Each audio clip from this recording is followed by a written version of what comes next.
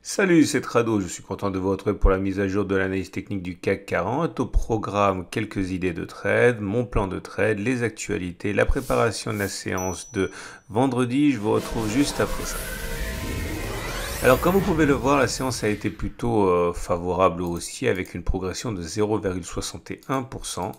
En plein milieu de la séance, ça a même été beaucoup plus que ça, puisque entre la clôture et les plus hauts de la séance, on a engrangé plus de 1%, 1,12% pour être précis, mais cela n'a pas tenu, et pour comprendre le fil de la progression du CAC 40, il faut savoir que c'est du côté des États-Unis que cela s'est joué, puisque dans un premier temps, les marchés ont réagi assez froidement à la fin de non-recevoir de Madame Pelosi, la démocrate, qui a dit qu'elle n'acceptait pas en tant que tel le plan de relance américain pour soutenir les compagnies aériennes.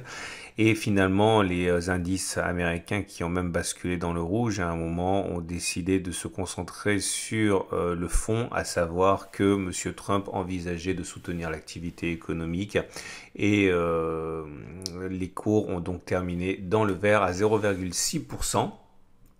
À noter quand même beaucoup de choses.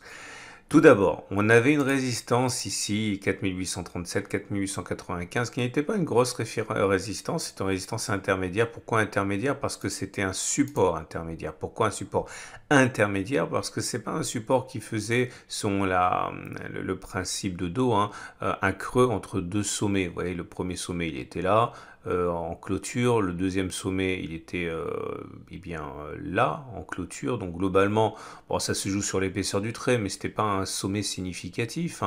En clôture, je parle bien, je parle pas en séance, en clôture. Donc c'était plutôt neutre, on va dire. Et je m'attendais pas à ce qu'il résiste aussi longtemps. Et là, effectivement, il a bien résisté, mais finalement, il a lâché, puisque aujourd'hui, sans ambiguïté, on clôture au-dessus. Je vais tout de suite me débarrasser de cela. Et comme vous pouvez le voir,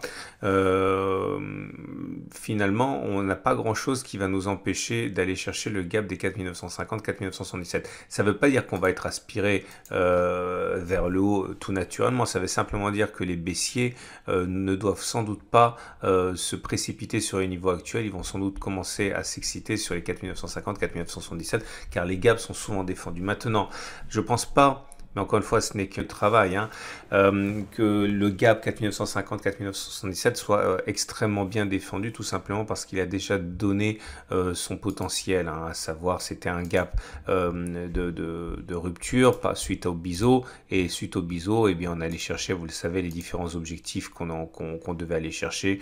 Donc il n'y a pas véritablement de vendeurs qui vont aller chercher sans doute les objectifs baissiers. Donc je pense qu'il ne devrait pas résister très très bien. Maintenant, il y a beaucoup de choses à prendre en considération. Le fait que nous soyons dans un biseau ascendant. Les biseaux ascendants se cassent plus souvent par le bas que par le haut. Et nous avons également besoin des Fibonacci pour comprendre ce qu'il en est. Le niveau des 50% des Fibonacci a été reconquis. Ça, c'est très bien. Bravo les haussiers. Comme vous pouvez le voir, je vais mettre en noir, voilà. Comme vous pouvez le voir, on a échoué deux fois de suite sur les 50% de Fibonacci, c'est-à-dire que vous prenez le haut de la vague, vous prenez le bas de la vague, vous savez que les traders aiment bien spéculer à la baisse sur le niveau de Fibonacci dans le cadre d'un rebond technique, et vous savez, donc les 50% ont bien tenu deux fois, de la même manière que les 38,2% ont résisté 1, 2, 3, 4, 5 séances. Le niveau des 50% de Fibonacci a résisté 2 séances. Donc ça veut dire que les baissiers vont sans doute chercher maintenant à rentrer sur 61,2%. Donc c'est un jeu qui est un petit peu dangereux ici quand même d'acheter. Ce qui nous amène donc au chandelier japonais du jour. Et le chandelier japonais du jour indique que c'est une troisième séance d'indécision en fait. Vous voyez, quand vous avez des longues mèches hautes et basses, ok, ça veut dire qu'il y a eu des marges de variation assez importantes, mais que l'on clôture relativement proche du niveau d'ouverture. C'est encore le cas cette fois-ci. Je me méfie beaucoup de ça. On va voir pourquoi également au niveau des éléments techniques. La moyenne mobile à 20 jours, elle a été cassée. Donc ça, c'est très très bien. Vous voyez, on est repassé au-dessus de la M20 qui descend. Donc la tendance générale, elle est neutre maintenant. Quand vous regardez la moyenne mobile à 50 jours, c'est très encourageant aussi parce que sous l'effet de l'augmentation des cours, eh bien, elle s'est aplatie maintenant. Donc ça veut dire qu'on est en dessous d'une M50 plate. Donc globalement, la tendance de fond est neutre. Et la moyenne mobile à 7 jours, elle est haussière. On est au-dessus. Donc la tendance de court terme, elle est haussière. les bandes de Bollinger montrent qu'on est toujours en parallèle baissière, mais c'est de moins en moins vrai avec la Bollinger inférieure maintenant qui commence à remonter. Donc tout ça montre une amélioration évidente. Vous remarquez également, en fait on avait backtesté l'histoire de la M20, c'était dans le backtest d'hier en fait. Donc c'est pour ça que c'est pas surprenant qu'on ait réussi à vaincre la M20. J'invite à regarder la vidéo et le backtest d'hier. Alors également à noter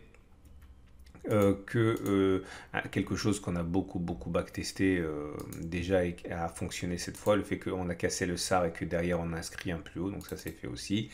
Et ce qui nous amène donc au backtest du jour. Alors voilà où on en est. Je vais backtester avec vous quelque chose qui n'a aucune légitimité scientifique puisque je n'ai qu'une vingtaine d'occurrences. C'est insuffisant pour tirer des lois statistiques, mais voilà l'idée.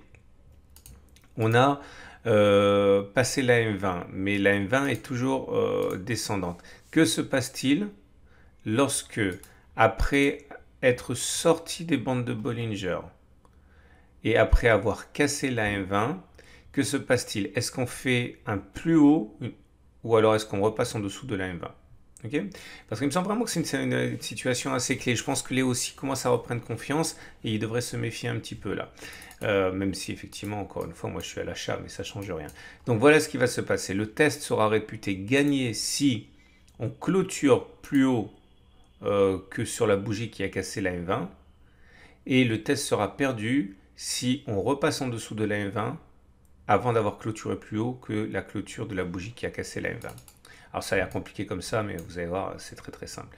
Regardez ici, on est sorti et on a clôturé en dessous des bandes de Bollinger.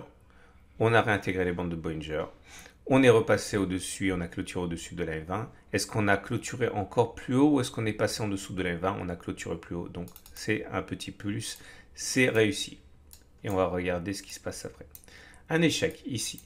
Okay, comme vous pouvez le voir, on est sorti des bandes de Bollinger. On est repassé au-dessus de la M20. Ça se joue sur l'épaisseur du trait, mais croyez-moi, on est passé au-dessus de la M20. Est-ce qu'on a reclôturé au-dessus ou est-ce qu'on est repassé en dessous de la M20? On est repassé en dessous de la M20, donc c'est un échec. J'ai pas tenu compte des cas où on a clôturé en dessous des bandes de Bollinger et on a inscrit un nouveau plus bas. En fait, si on inscrit un nouveau plus bas, ça invalide le système, le setup. Ok, un succès ici. Ah oui, alors il ne faut pas que j'oublie. Je voudrais... je reçois beaucoup de mails et ça me fait très plaisir par rapport au backtest que je fais. Alors, comme vous le savez, je suis vraiment pas très bon en programmation, donc moi je fais tout à la main, mais je suis en train de travailler avec un partenaire, un ami, qui est le meilleur, un des meilleurs programmeurs PRT et je devrais normalement être en mesure de vous fournir un service. Alors il sera payant malheureusement parce que voilà, c'est un travail qui inclut une petite équipe, enfin 2 personnes, donc mais il est possible que je vous fournisse des backtests étayés sur des centaines, des milliers d'occurrences qui vous permettront en fait d'appliquer, de savoir exactement le taux de réussite des stratégies que je vous propose. C'est pas pour tout de suite, mais on est en discussion pour voir comment on pourrait mettre ça en place. Je ferme la parenthèse. Alors, ensuite, un succès ici, on sort, on réintègre, on passe au-dessus de la M20, on fait un plus haut. Encore un succès, encore un succès. Là, je ne l'ai pas compté justement parce que vous voyez, j'ai pas compté ça parce qu'on est sorti, on est re-rentré, mais après on a fait un plus bas par rapport à la bougie de sortie, donc ça invalide le setup. Encore un succès, un échec, un succès, un échec, encore un succès, un, deux, 3 échecs consécutifs et 4 succès, échecs consécutifs, un succès, un échec, 2 succès, et voilà, ça nous amène à 22 occurrences, et sur ces 22 occurrences, 14 succès et 8 échecs. Ça veut dire, roulement de tambour, la statistique, le backtest donne 64% de réussite, c'est-à-dire que sur 100 cas, si la statistique était avérée, elle ne l'est pas puisque ce n'est pas significatif, il y a 64% de chances de clôturer plus haut que 4912 avant que de clôturer en dessous de la F20. Ok, alors encore une fois, 64%, ça veut dire que si vous faites le test 100 fois, ça échouera 36 fois. Ça veut dire ça des pourcentages. Ça ne veut pas dire que vous avez plus de chances de réussir, donc il faut mettre tout votre argent dessus. Hein. C'est pas comme ça que ça fonctionne, les statistiques. Et du coup, ben, moi je verrais bien ceci. Ok, mais ce n'est qu'une hypothèse de travail. On verra. Je ne suis pas dans le secret des dieux. Hein. Et encore une fois, si je vois ça, c'est pas parce que je sais ce qui va se passer, c'est parce que je vois la manière dont les vendeurs et les acheteurs vont se positionner par rapport à la situation actuelle. Donc méfiance si vous êtes acheteur. Ce qui nous amène donc aux autres éléments techniques. Et regardez, hein, c'est vraiment excellent. Puisque nous avons tout qui est positif, le RSI au-dessus de 50, le momentum au-dessus de 0, MACD au-dessus de son signal, MACD 0 au-dessus de son signal, stochastique au-dessus de son signal, CCI au-dessus de sa zone de survente. Seule alerte importante, c'est que l'OBV nous fait une divergence baissière. Ça, c'est intéressant aussi, vous voyez. L'OBV, ça veut dire que l'OBV ne fait pas de plus haut entre ce pic-là et ce pic-là, alors même que les cours, eux, comme vous pouvez le voir, sur le même laps de temps, font des plus hauts. Regardez, le précédent creux pic, il était là. Le nouveau pic, il est là. Donc, il y a vraiment des pics ascendants. Par contre, pour l'OBV, il y a des pics descendants. Donc, ça, c'est une alerte baissière. Alors, l'OBV, il faut savoir que ça met en relation les progressions avec les volumes. Clairement, ça veut dire que les volumes ne parlent pas le même langage que les cours. Les volumes, vous voyez, ils étaient croissants. Maintenant, ils sont plus petits, alors que les cours sont dessus. Donc en fait, l'OBV met en relation les deux variables. Donc méfiance encore une fois. C'est pas pour ça que ça va baisser, j'en sais rien, mais voilà, c'est tout ça. Les traders aguerris le voient, ok. Donc vous devez faire attention si vous débutez. Ce qui nous amène donc pour terminer à l'Ishimoku. Et l'Ishimoku nous dit que c'est neutre, puisque d'une part la lagging span est dans le nuage. Okay, même si les cours sont en dessous, la lagging span est dans le nuage, donc ça ne confirme pas, elle a tendance baissière. La SSB s'aplatit, la Kijun s'aplatit. Bon, on va dire, pour faire simple, la tendance de court terme, elle est haussière parce qu'on est au-dessus de la Tenkan qui monte. La tendance générale est neutre parce que la Kijun est plate. Et la tendance de fond est neutre puisqu'on est dans le nuage, pas les cours, mais la lagging span. Et attention aussi, parce que ça aussi, c'est dangereux pour les... il y a une alerte qui n'est pas levée. Je vous rappelle plusieurs choses. J'ai déjà mentionné à plusieurs reprises au niveau des 4920. C'est un ancien twist. Moi, je regarde ce genre de choses. Ok, donc, vous devez aussi également apprendre à les regarder. Les niveaux de twist sont des niveaux difficiles à passer. Ça fait quand même 3 séances qu'on passe en dessous et notamment 2 échecs patents, notamment celui de jeudi. Dans un contexte où on avait ici, souvenez-vous, une oblique qui a été cassée, donc accélération baissière. Donc, cette oblique constitue un support, ça constitue une résistance maintenant, mais c'est pour la lagging span qui vient buter dessus depuis 3 séances. Hein. Ça fait 3 séances que les cours reportaient 26 périodes en arrière. Autrement dit, la lagging span en séance vient taper cette oblique descendante dans un pullback, ascendante dans un pullback, et qu'on échoue. Donc attention, alerte rouge Ishimoku pour moi. Vous comprenez pourquoi j'adopte un petit biais prudent. On va passer au trade envisageable. Alors, vous le savez, moi je suis déjà à l'achat, je ne vais pas le répéter 50 fois. Oui, la position est acheteuse, mais je ne suis absolument pas confiant parce que moi, mon objectif, il est là. Okay, j'avais calculé, j'y reviendrai plus tard lorsqu'on se rapprochera. Mon stop loss, il est à 50 ici, 4650. Et non, malgré ce que j'ai fait, je ne remonte pas mon stop loss et je ne prends pas des bénéfices partiels. C'est pas comme ça que je bosse, je ne sais pas faire ça.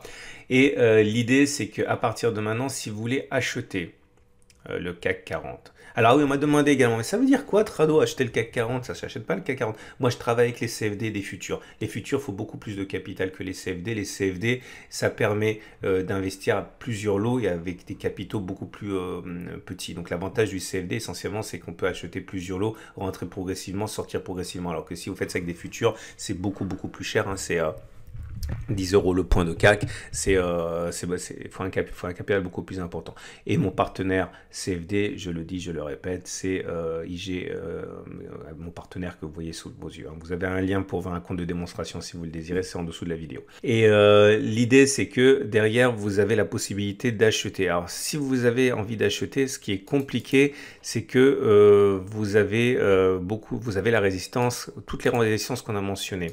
Néanmoins, si vous voulez faire faire ce qu'on a mentionné tout à l'heure par rapport à la moyenne mobile à 20 jours. Vous pouvez éventuellement dire, bon voilà, si le test il est perdant, je vais perdre, on va clôturer en dessous de la M20, on peut pas savoir à combien, on va mettre un stop par exemple à 1,25%, vous visez au moins 1,25%, voilà. Bon, le danger c'est que vous êtes dans le gap, hein, ça vous fait pas sortir du gap, mais là il y a des vendeurs, hein, ok, et qui vont tirer à vue, hein. Donc en plus ça veut dire sortir du biseau ascendant donc, par le haut, qui est contre les stats. Bon, enfin bon, c'est possible de le faire.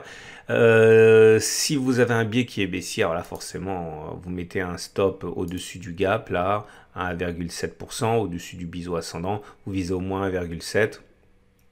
Bon, ça veut dire revenir sur le gap qui lui va être défendu à la hausse. Donc c'est assez compliqué, hein. À la limite, pour avoir des bons ratios gain-risque, si vous voulez vendre, il vaudrait mieux attendre un peu que ça monte. Et si vous voulez, si vous voulez spéculer à la baisse, il faudrait attendre que ça monte un peu. Si vous voulez spéculer à la hausse, il faudrait attendre que ça descende un petit peu. Ok, comme ça vous évitez d'aller vous frotter au tir de barrage. Voilà, c'était très long. Je vous souhaite une excellente journée. Je vous remercie pour tous vos messages gentils que vous m'envoyez d'encouragement. Bon, à la semaine prochaine. Non, pas à la semaine prochaine. À demain pour la mise à jour.